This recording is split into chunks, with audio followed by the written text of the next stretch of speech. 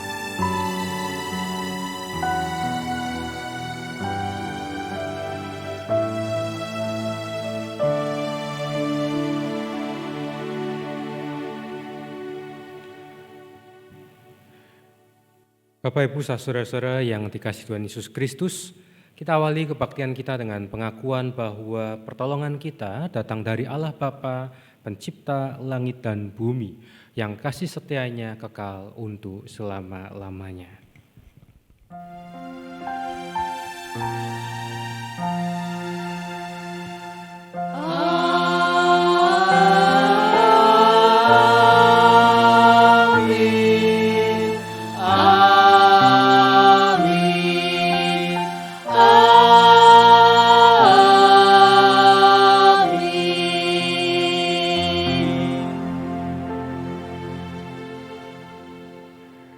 Kasih karunia dan damai sejahtera dari Allah Bapa kita dan dari Tuhan kita Yesus Kristus menyertai saudara sekalian.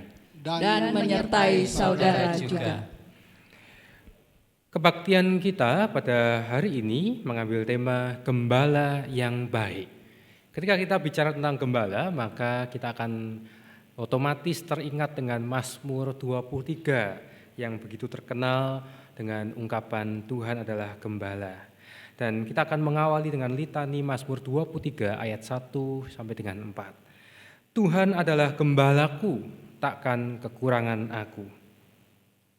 Ia membaringkan aku di padang yang berumput hijau. Ia membimbing aku ke air yang tenang.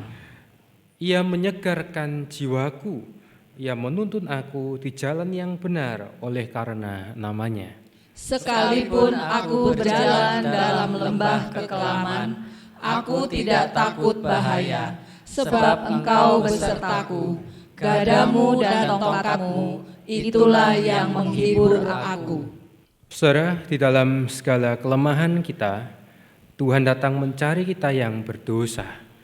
Sambutlah Dia dan mintalah ampunan kepadanya di dalam doa. Mari kita berdoa. Matamiang Mahita. Bapa Surgawi, dalam perjalanan kehidupan kami tahu, bahkan kami juga menyadari seperti kesaksian iman dari Daud bahwa Engkau adalah gembala kami. Kami bagaikan domba-domba yang mudah tersesat, domba yang penuh dengan kelemahan. Kami domba yang tidak dapat dipisahkan dari Sang Gembala. Kami membutuhkan Engkau, Gembala kami. Akan tetapi ya Tuhan, kami juga mengakui bahwa secara sadar ataupun tidak, kami pun masih dapat tersesat. Kami tidak mengenali suara Sang Gembala.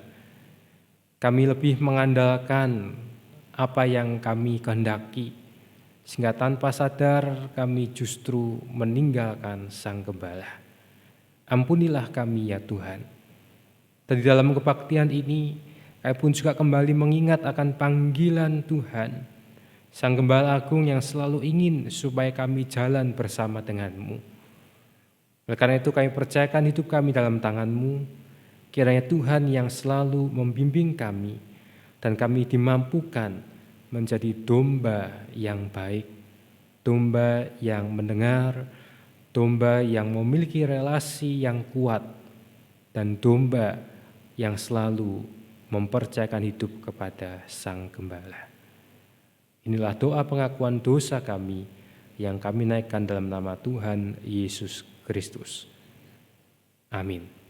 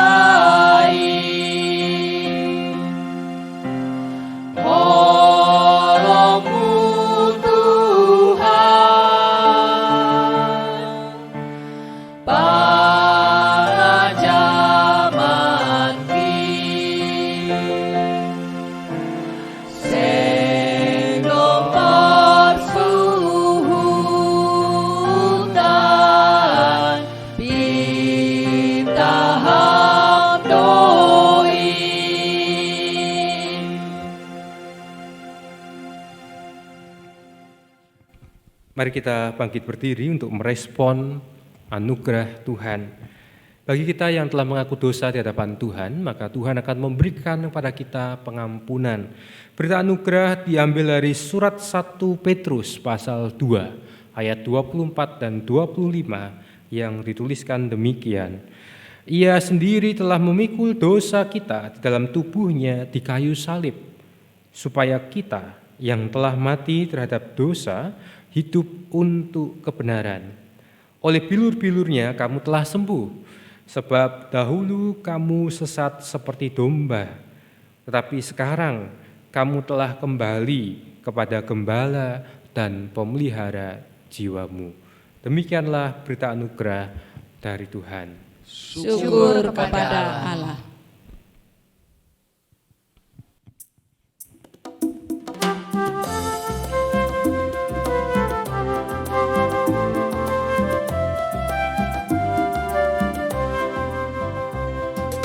Tuhan, Kau gembala kami, tuntun kami domba-Mu. Berilah kami menikmati hikmat pengorbanan-Mu. Tuhan Yesus, Juru Selamat, kami ini milik-Mu. Tuhan Yesus, Juru Selamat, kami ini milik-Mu.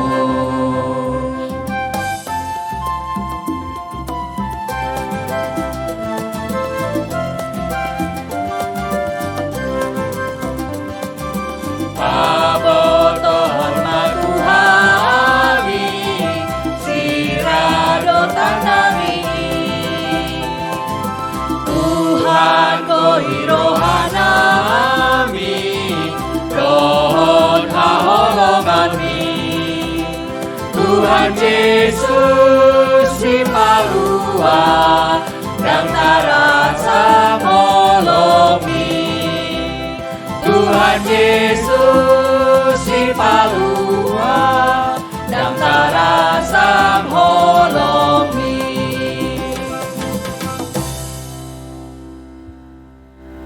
Jemaat dipersilahkan untuk duduk kembali.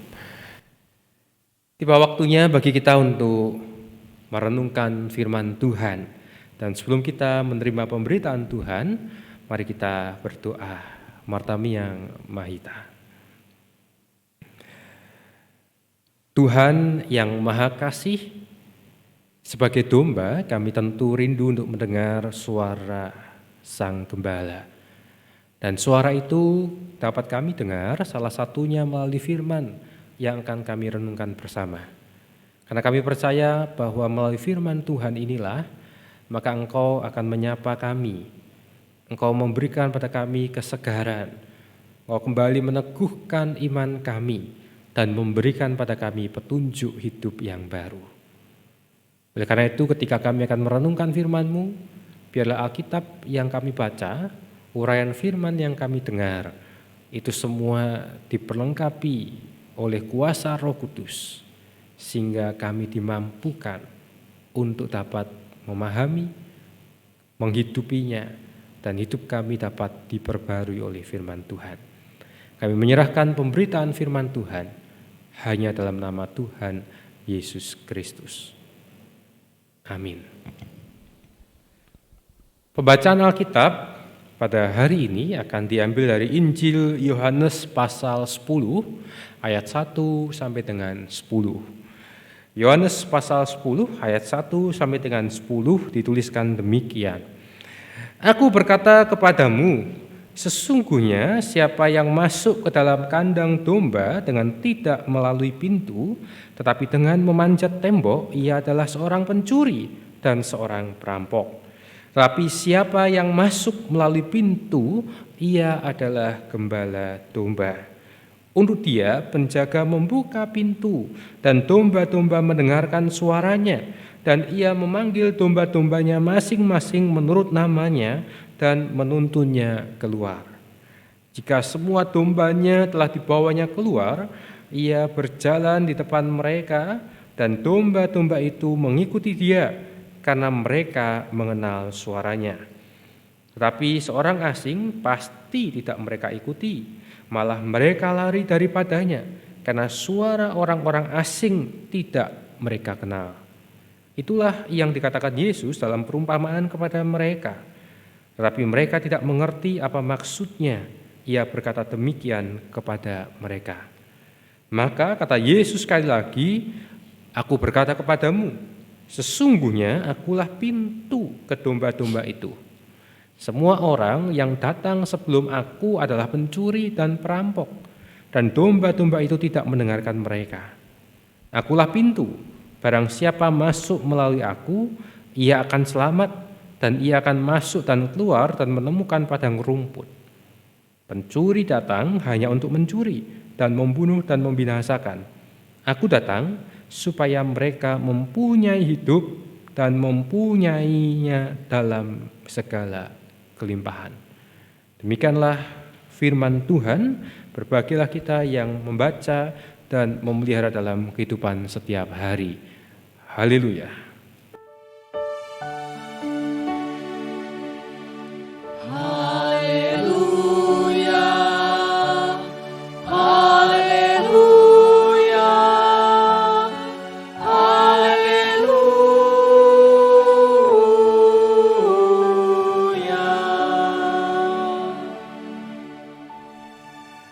Bapak Ibu saudara-saudara yang dikasihi Tuhan Yesus Kristus, tema kita adalah Gembala yang Baik. Bapak Ibu saudara, dalam bahasa Indonesia dikenal ada yang namanya majas metafora. Majas metafora ini adalah cara atau sebuah ungkapan yang berfungsi untuk menggambarkan sesuatu hal untuk dapat lebih dipahami. Dan biasanya majas metafora ini membandingkan dua hal yang punya sifat yang sama. Sebagai contoh, kalau ada seseorang yang menjadi penopang keluarga, maka orang itu akan disebut sebagai tulang punggung keluarga. Kenapa? Karena tulang punggung dalam struktur tubuh manusia punya fungsi untuk membuat tubuh itu bisa berdiri tegak, tubuh itu bisa beraktivitas dengan baik. Atau majas metafora ini juga kadangkala adalah sebuah majas yang menggambarkan sesuatu yang sifatnya subjektif, yang hanya dipahami oleh orang itu, yang mungkin tidak dipahami sebagian orang yang lain. Contohnya Bapak Ibu saudara, kalau zaman dulu majas metafora itu seringkali menggambarkan seorang perempuan, kalau perempuan itu cantik maka dikatakan cantik bagaikan bulan. Padahal bentuk bulan itu kan bulat, saudara. Kok zaman dulu mungkin orang-orang lebih suka wanita yang wajahnya bulat, berarti yang gemuk. Tapi sekarang kalau perempuan dikatakan wajahmu bagaikan rembulan, belum tentu semua suka. Ya, karena sekarang kan yang cantik itu yang kurus. Nah, saudara-saudara yang dikasihi Yesus Kristus, itulah majas metafora dan masih banyak lagi contoh yang lain. Nah, kalau kita membaca Alkitab, rupanya Alkitab ini juga berusaha membantu kita untuk lebih memahami siapa Tuhan dalam kehidupan kita. Karena manusia tidak dapat dipungkiri punya konsep yang cukup abstrak.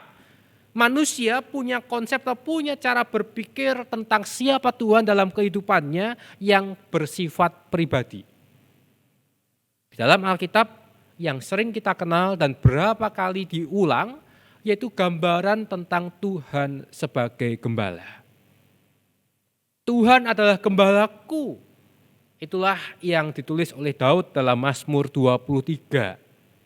Mazmur yang begitu terkenal, Mazmur yang sudah dibuat banyak sekali versi nyanyiannya. Tuhan adalah gembalaku. Itu muncul karena Daud dulunya seorang gembala. Daud merasakan penyertaan Tuhan dalam kehidupannya bagaikan seorang gembala yang menuntun, merawat, memelihara, memberikan kehidupan kepada gembala. Karena tapi sebetulnya Bapak Ibu Saudara, kalau kita membaca dalam Alkitab kita, jauh sebelum Daud, ada Kejadian pasal 48 ayat 15, Yakub adalah orang yang pertama mengatakan Tuhan adalah gembalaku. Yakub di situ ketika dia memberkati Yusuf, dia mengatakan Allah itu sebagai Allah yang telah menjadi gembalaku selama hidupku sampai sekarang. Nah Bapak Ibu Saudara, Yakub mengatakan itu tentu juga karena dia sebelumnya pernah menjadi seorang gembala. Dan Yakub merasakan pemeliharaan Tuhan yang luar biasa, lika-liku kehidupannya sampai akhirnya dia berjumpa dengan Yusuf kembali di Mesir dan Yakub bersama dengan keluarganya diberikan tempat di tanah Gosyen. Saudara-saudara yang dikasihi Yesus Kristus, kalau kita melihat ini, baik Yakub maupun Daud, keduanya menggambarkan Tuhan sebagai gembala, pada intinya ingin mengatakan Tuhan yang memelihara hidup mereka. Tuhan yang menuntun mereka. Tuhan yang memberikan makan, Tuhan yang menjaga dan melindungi kita. Bapak Ibu Saudara, bagi kita yang hidup di Indonesia, secara khusus kalau kita yang di Mojokerto ini, sebetulnya kalau kita mau jujur, cukup sulit untuk membayangkan Tuhan sebagai gembala. Berapa banyak di antara kita yang punya pekerjaan sebagai gembala? Berapa banyak di antara kita yang pernah melihat seorang gembala menggembalakan domba? Ya, kalau saya lihat di Mojokerto itu seringkali kambing aja dilepas. Ya, karena kambing memang lebih lincah, lebih kuat dibandingkan domba. Domba ini sulit untuk ditemui di Mojokerto, tidak ada biasanya. Ya, gembala mungkin yang pernah kita lihat bebek. Ya, kalau itu angon bebek. Nah, saudara, agak sulit bagi kita untuk memahami gembala itu seperti apa. Tapi meskipun kita mungkin sulit untuk memahaminya, ada baiknya kalau kita melihat apa yang Yesus katakan. Ketika dia menggambarkan dirinya sebagai seorang gembala. Yohanes pasal 10 tentu tidak bisa dilepaskan dari Yohanes pasal 9. Di mana Yohanes pasal 9 adalah sebuah peristiwa ketika Yesus menyembuhkan orang yang buta sejak lahir. Ketika orang yang buta sejak lahir itu disembuhkan, para murid pada waktu itu sebelumnya mereka berdebat kenapa orang ini buta, kenapa penderitaan itu ada, apakah karena Tuhan yang menciptakan, apakah karena dosa orang tuanya. Seperti kita ketahui, Yesus tidak memperdebatkan asal mula dari kebutaan itu, tapi Yesus mengatakan supaya pekerjaan Tuhan itu terjadi atau pekerjaan Tuhan itu nampak dari peristiwa orang yang buta sejak lahir itu. Dan ketika si buta itu sembuh, orang-orang justru memperdebatkannya, mereka membawa orang buta itu ke orang Farisi, karena Yesus pada waktu itu menyembuhkan pada hari Sabat, dan akhirnya banyak orang meragukan kuasa Yesus. Mereka meragukan dari mana asal Yesus. Nah, dalam situasi itu, saudara, Yesus memberikan metafora atau menggambarkan dirinya sebagai seorang gembala. Dia mengatakan, dia menggambarkan bahwa dirinya itu bagaikan seorang gembala. Kalau kita lihat ayat 1 sampai dengan 6, Yesus di situ ingin menegaskan bahwa seorang gembala dengan domba memiliki relasi yang baik. Memiliki hubungan yang kuat, hubungan yang erat. Seorang gembala mengenal domba-dombanya, dan seekor domba akan mengenali suara gembalanya. Zaman dulu saudara, kok di Palestina, gembala itu biasanya menggembalakan sekawanan domba, sekitar 100 ekor domba, satu orang gembala. Dan mereka setiap malam akan masuk di kandang yang dibuat, ada kandang yang semi permanen, dari tembok yang rendah karena domba itu nggak bisa lompat, tembok yang biasanya setinggi manusia atau sekitar 1 meter, dan di situ pada malam hari gembala akan memasukkan domba-domba ke kandang, gembala akan menghitung dombanya, dan pada pagi hari ketika mereka akan keluar, gembala itu membawa domba-dombanya keluar dan domba-domba itu akan mengikuti gembala. Jadi gembala itu posisinya di depan. Dan gembala itu yang membukakan jalan untuk domba supaya mereka bisa makan rumput di padang. Dan domba itu mengenali suara gembalanya. Salah satu cara domba untuk tidak tersesat adalah mereka mengenali suara gembala. Nah, saudara, di sini Yesus ingin menggambarkan adalah relasi yang kuat antara gembala dan domba. Dan sebetulnya sekaligus Yesus juga ingin mengkritik orang-orang Farisi dan orang Yahudi pada waktu itu. Ketika Yesus menyembuhkan orang sakit, orang buta, mereka tidak mengenali siapa Yesus. Mereka justru mempertanyakan kuasa Yesus. Dengan kata lain, Yesus ingin mempertanyakan, kalau boleh dipakai dalam bahasa yang sehari-hari, Yesus itu ingin ngomong kepada orang-orang Yahudi pada waktu itu, kamu itu sebetulnya mengenal Tuhanmu atau tidak? Kamu itu sebetulnya tahu siapa Tuhan atau tidak? Karena kalau kita baca Yohanes pasal 9, si buta itu, orang buta yang disembuhkan juga mengkritik.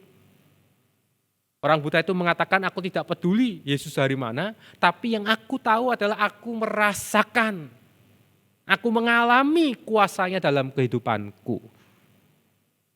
Nah, saudara-saudara yang dikasihi Tuhan Yesus Kristus, hubungan atau relasi yang kuat inilah yang ingin Yesus katakan ketika dia menggambarkan dirinya sebagai seorang gembala.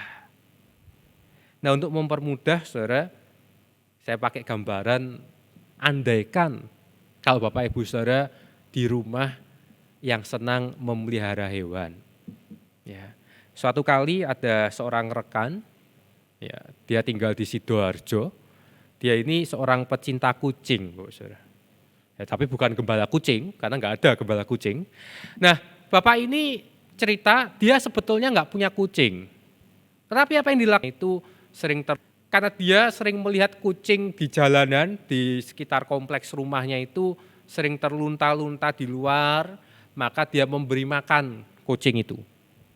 Nah, tiap hari bertambah banyak, dan ternyata saudara, terakhir saya ketemu kurang lebih 2 atau 3 bulan yang lalu, Bapak ini cerita, dia sudah menjadi pemelihara kucing sejumlah 30-an ekor. Jadi tiap hari dia ngasih makan depan rumahnya, 30 ekor kucing datang, saudara. Terus saya tanya, Pak, kalau 30 kucing itu ada yang enggak datang, Bapak tahu enggak? Dia mengatakan, ya tahu. Ya kok bisa tahu, Pak? Itu kan enggak tinggal sama Bapak. Ya saya kan sudah hafal tiap hari ngasih makan. Saudara bayangkan, tidak memelihara, tapi ketika dia ngasih makan, dia tahu kucing mana yang enggak datang. Ini baru gambaran manusia yang memberi makan kucing liar, ya kalau mungkin bahasa kerennya kucing garong gitu saudara, yang di jalanan gitu ya, yang tidak terurus, dia bisa hafal 30 lebih kucing. Pertanyaannya adalah, kalau Tuhan yang menciptakan kita, Tuhan yang memelihara kita, sudah pasti Tuhan juga mengenal kita. Tidak mungkin Tuhan tidak mengenal ciptaannya. Kalau manusia aja bisa mengenal hewan yang dipeliharanya, apalagi Tuhan yang menciptakan manusia. Nah, saudara-saudara yang dikasihi Yesus Kristus, kalau kita bicara tentang Tuhan Sang Gembala, kita bicara tentang relasi yang kuat antara gembala dengan domba dalam situasi kita saat ini, cukup banyak diskusi-diskusi yang mempertanyakan atau diskusi-diskusi yang membahas tentang di mana Tuhan saat ini. Apakah Tuhan tidak memelihara kita? Apakah Tuhan tidak mempedulikan kita? Apakah Tuhan terus meninggalkan kita? Lantas di manakah gambaran Tuhan sebagai Sang Gembala ketika kita harus menderita dan kita tidak pernah tahu kapan penderitaan kita akan berakhir? Saudara-saudara yang dikasihi Yesus Kristus, banyak kisah-kisah ketika masa pandemi ini yang menggambarkan bagaimana orang itu harus berjuang hidup, bukan lagi berpikir dalam sebulan, tapi banyak orang yang berjuang hidup untuk besok. Bahkan ada yang berjuang hidup untuk hari ini. Ketika bangun tidur, mereka belum tahu mereka akan makan apa. Mereka belum tahu berapa penghasilan mereka. Tetapi di balik itu semua, juga banyak kisah-kisah yang menceritakan bagaimana Tuhan tetap menunjukkan pemeliharaan kepada mereka yang hidupnya harus dijalani dengan memikirkan hari demi hari. Nah saudara-saudara, spiritualitas day by day atau spiritualitas hari demi hari inilah yang harus kita hayati dalam kehidupan kita. Ketika saat ini kita bangun dari tidur, sudahkah kita menghayati pemeliharaan Tuhan? Sudahkah kita menghayati bahwa Sang Gembala kita selalu mengenal kita? Gembala kita tahu apa yang kita butuhkan. Bapak Ibu Saudara yang dikasihi Yesus Kristus, pada bagian yang kedua, Yesus mengatakan dalam ayat yang ke-7, maka kata Yesus sekali lagi, aku berkata kepadamu, sesungguhnya akulah pintu ke domba-domba itu. Semua orang yang datang sebelum aku adalah pencuri dan perampok, dan domba-domba itu tidak mendengarkan mereka. Ayat 9, Yesus kembali mengatakan, akulah pintu. Barang siapa masuk melalui aku, ia akan selamat dan ia akan masuk dan keluar dan menemukan padang rumput. Saudara, kalau kita mendengar perkataan Yesus, akulah pintu, maka janganlah kita membayangkan pintu seperti bangunan rumah saat ini. Pintu yang mungkin terbuat dari kayu, pintu yang bisa dibuka tutup, pintu pada umumnya di rumah-rumah. Tapi ketika Yesus mengatakan akulah pintu, maka sebetulnya Yesus ingin mengingatkan pada para pendengarnya dan mereka sudah paham betul bahwa kalau di padang rumput, ketika domba itu digembalakan, maka gembala akan membuat tempat atau kandang, dan di kandang itu biasanya ada satu lubang kecil seukuran tubuh domba atau seukuran tubuh gembala ketika gembala itu posisinya tidur. Sehingga kalau malam hari gembala itu tidur, maka gembala akan juga berfungsi menjadi pintu bagi domba-dombanya. Nah saudara, dengan demikian domba ini mau tidak mau kalau dia mau keluar atau masuk dalam kandang harus melewati sang gembala. Sehingga ketika Yesus mengatakan akulah pintu, maka Yesus ingin mengajak kepada kita untuk mengingat kembali bahwa kita sebagai domba-dombanya, kehidupan kita adalah kehidupan yang selalu harus melalui Tuhan. Kita dapat mengenal Sang Bapa melalui Yesus, dan kita dapat menjalani kehidupan melalui Yesus pula. Dengan kata lain, Bapak Ibu Saudara, kita sebagai domba hidup dalam kehendak Tuhan. Nah, ketika kita bicara tentang kehendak Tuhan, di dalam masa pandemi ini, ada beberapa orang yang mulai bertanya atau ada diskusi-diskusi yang muncul tentang di manakah Tuhan. Bagaimanakah memahami kehendak Tuhan di masa pandemi ini? Apakah Tuhan itu membiarkan penderitaan itu berjalan, penderitaan terus terjadi? Kalau kita lihat saudara, dalam masa pandemi ini ternyata orang yang meninggal karena corona ini bukan hanya orang-orang yang jahat. Dalam arti kalau kita mungkin berpikir, oh pandemi ini supaya bumi menjadi lebih baik. Tetapi pertanyaannya kenapa kok ada juga orang-orang baik yang meninggal? Kenapa justru ada orang yang niatnya baik, niatnya menolong, mereka terinfeksi virus dan akhirnya meninggal? Seperti tenaga medis yang kata tugasnya mereka akhirnya juga harus kehilangan nyawa mereka.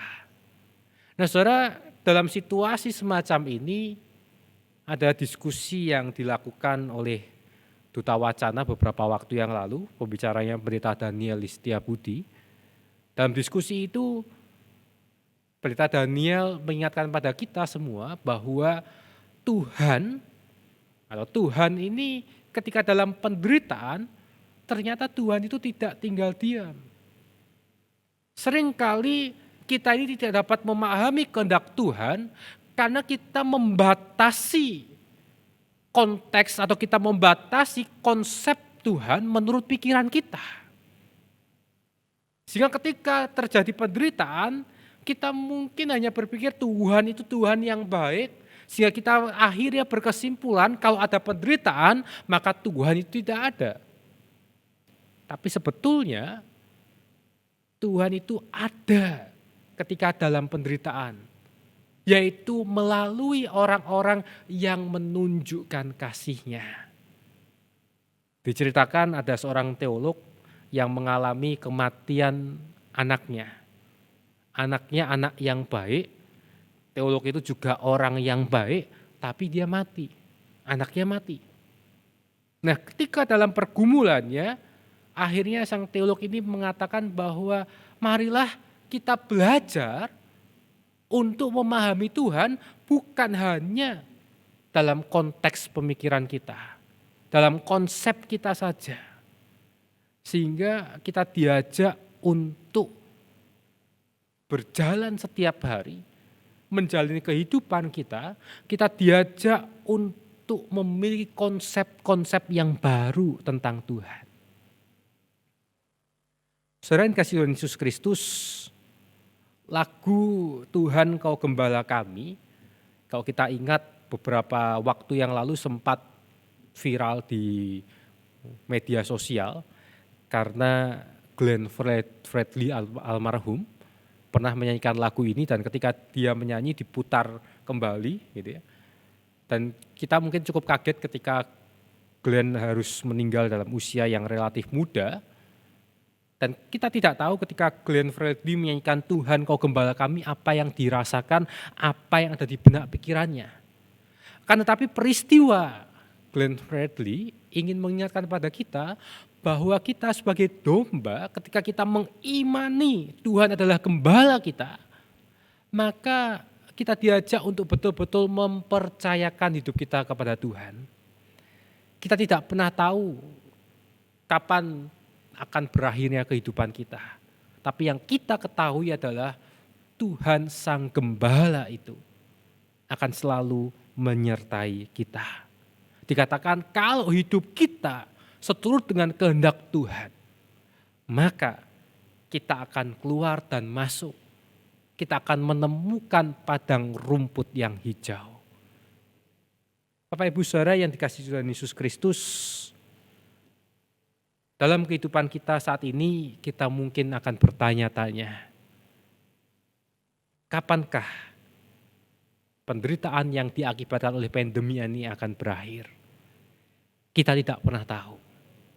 Tapi yang kita percaya, yang kita ketahui, Tuhan Sang Gembala akan selalu bersama dengan kita. Oleh karena itu, marilah kita menjalani kehidupan kita saat ini. Kita menjadi domba yang baik. Menjadi domba yang mengenal suara Sang Gembala. Domba yang memiliki relasi yang kuat dengan Sang Gembala. Sehingga ketika kita mengawali hari demi hari kita, ketika kita mengakhiri hari demi hari kita akan melalui Yesus Sang Pintu itu.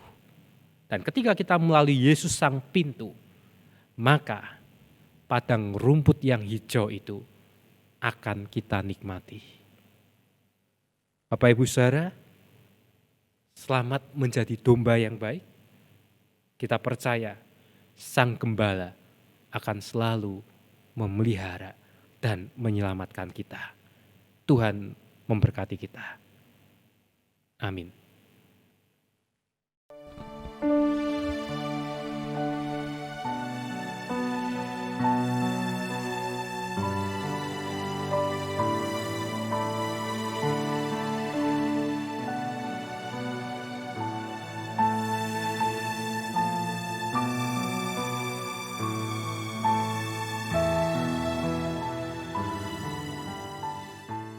Bapak Ibu yang terkasih dalam Tuhan Yesus Kristus, marilah kita berdiri.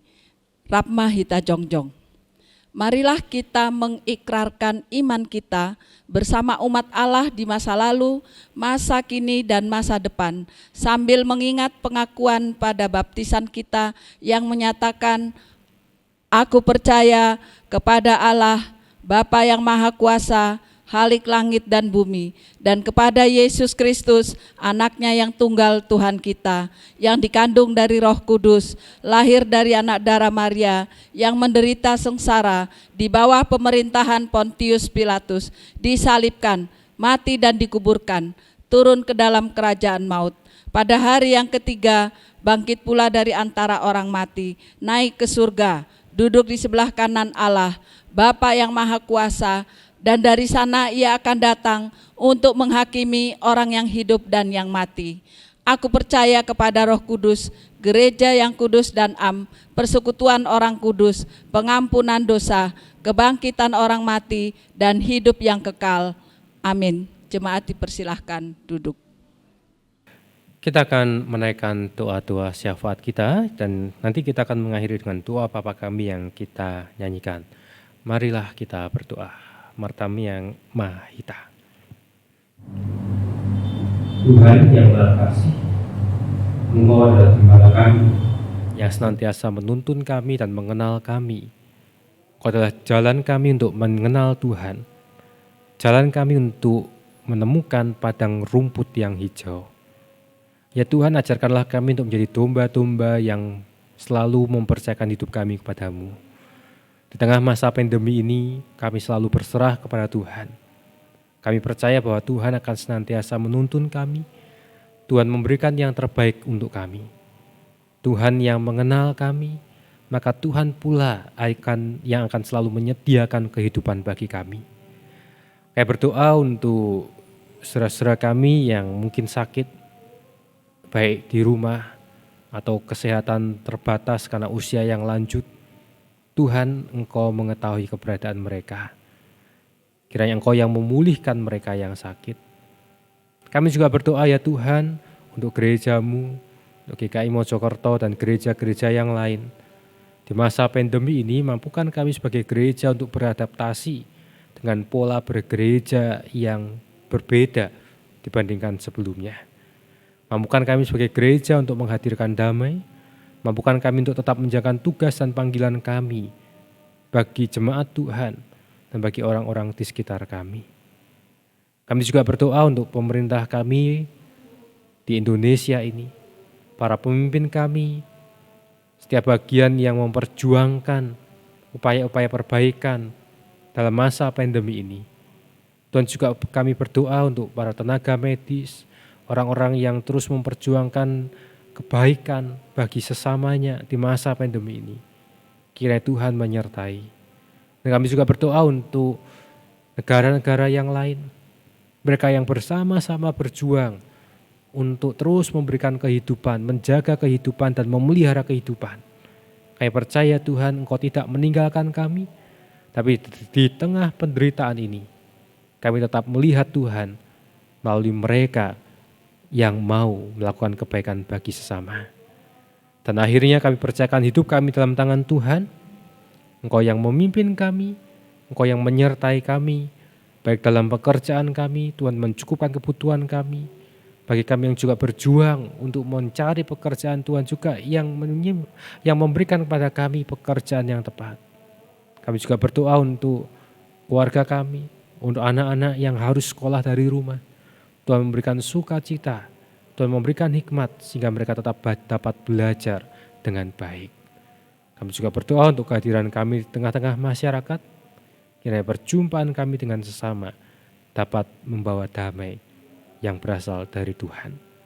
Inilah doa-doa syafaat kami yang kami naikkan dalam nama Tuhan Yesus Kristus yang mengajarkan kami berdoa.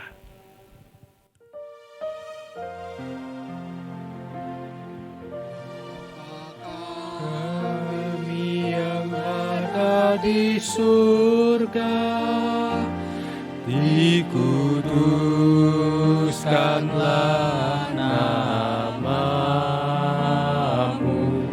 datanglah kerajaanmu,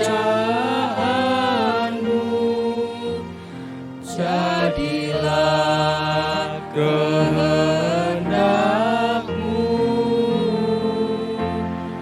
di bumi seperti di surga.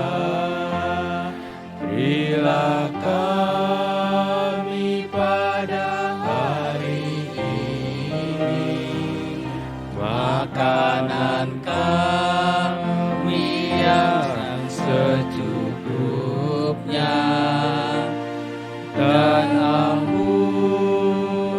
kesalahan kami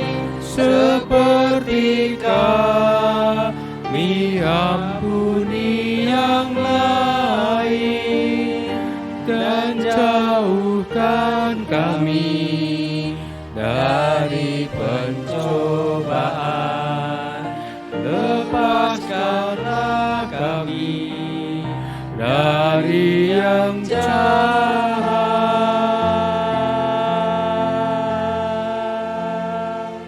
Sebab Engkau yang punya kerajaan, serta kuasa dan kemuliaan sampai selama-lamanya. Amin. Amin.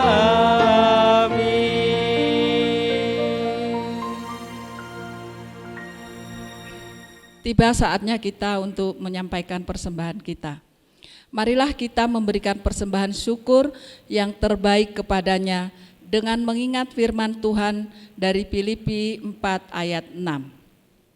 Janganlah hendaknya kamu khawatir tentang apapun juga, tetapi nyatakanlah dalam segala hal keinginanmu kepada Allah dalam doa dan permohonan dengan ucapan syukur. Untuk persembahan kita dapat memberikan dalam dua cara. Satu, ditransfer ke rekening GKI Mojokerto BCA dengan nomor rekening 0501803234 atas nama Hana Tejo Raharjo. Dua, dimasukkan amplop masing-masing dan diserahkan ke gereja atau menghubungi penatua. Mari kita berdoa. Martami yang Mahita. Tuhan Allah Bapa kami yang di surga, yang kami sembah di dalam nama Putra-Mu yang tunggal Tuhan Yesus Kristus. Terima kasih Tuhan Yesus, karena Tuhan masih memberikan kesempatan bagi kami untuk melakukan ibadah pada hari Minggu ini. Terima kasih Tuhan untuk kesehatan yang sudah Tuhan berikan bagi kami. Terima kasih Tuhan Yesus untuk berkat yang sudah Tuhan berikan bagi kami. Kami yakin dan percaya semua berkat yang kami terima itu adalah karena cinta kasih Tuhan kepada kami. Pada saat ini Tuhan Yesus, kami menyiapkan persembahan kami, memberikan sebagian dari berkat yang sudah kami terima. Kiranya Tuhan menerima persembahan kami ini sebagai pelayanan di gereja-Mu. Ampunilah ya Tuhan segala salah dan dosa kami, agar kami mampu memberikan yang lebih baik lagi untuk memberikan persembahan kepadamu. Terima kasih Allah Bapa, terima kasih Tuhan Yesus. Amin.